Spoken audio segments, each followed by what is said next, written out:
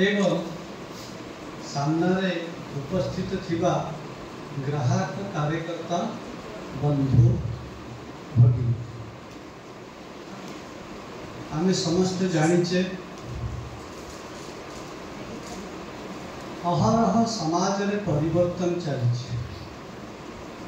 ये परिवर्तन जो चले समाज कल्याण में चले जेहेतु समाज कल्याण पे आमे चाहूछे सेथिपाई प्रत्येक संगठन मध्य भी किछि समय रही थाए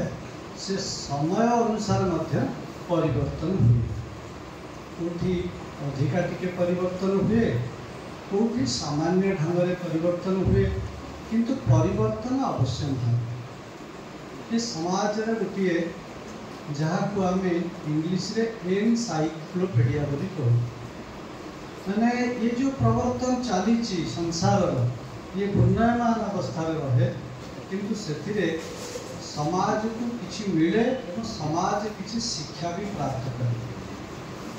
ठीक यही ढंग से अखिल भारतीय ग्राहक पंचायत एक अखिल भारतीय संगठन प्राय 478 जिले में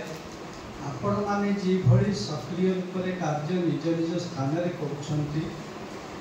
से भली कार्य चालुछि। ता सहित तो अनेक किछि जिला कार्यकारिणी किछि जगह संपर्क दृष्टिकोण